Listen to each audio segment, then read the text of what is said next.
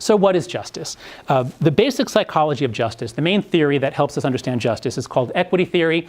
And it's a very simple proposition. It's that we all keep track in our social relationships. And think about your living situation, if you have roommates or a group house, we all keep track. And so what's the ratio of my inputs? How much work am I doing? And then what am I getting out of it? That's the ratio. And if Mary is getting more, if her ratio is higher, that's upsetting. So we keep track of each other's ratios. And equality is a very important kind of fairness. Equality is a special case.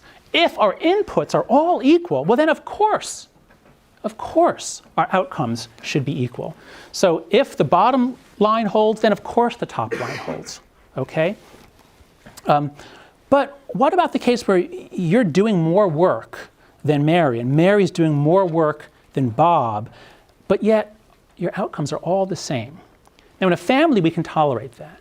But those of you who have roommates or you live in a group house, what percentage of you think that you do more than your fair share of the work and the cleaning and the grocery buying? Raise your hand if you think you do more than your fair share. Okay. And raise your hand if you think you do less than your fair share. Okay, a few. All right. So, but in general, people think that people are biased. They do motivated reasoning. They think they do more than their fair share. Now, I've read a lot of definitions of social justice. It's very hard to understand exactly what the definition of social justice is, but I think there are two parts to it. So social justice activists are very focused on disparate treatment of individuals, and that is a subtype of justice. That is good. Everybody should agree that that is a thing to focus on. If people are treated differently because they are black or gay or female, that is wrong. That is an outrage. That should stop. Somebody should stop it. But there's another part of social justice. Social justice, as I experience it, as I hear it, as I read about it, it is not mostly about disparate treatment. It is mostly about disparate outcomes. And when social justice is focused on achieving equal outcomes for all groups, then it's no longer a subset of justice. Part of it is justice, part of it is outside of justice. And if you want to understand why, let me work through an example. So in 2006, under George W. Bush, the Department of Education began prosecuting Title IX offenses.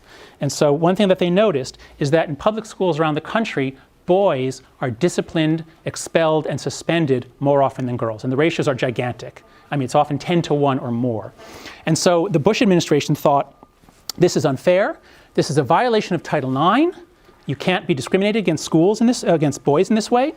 And so they told schools that they must eliminate gender disparities in punishment.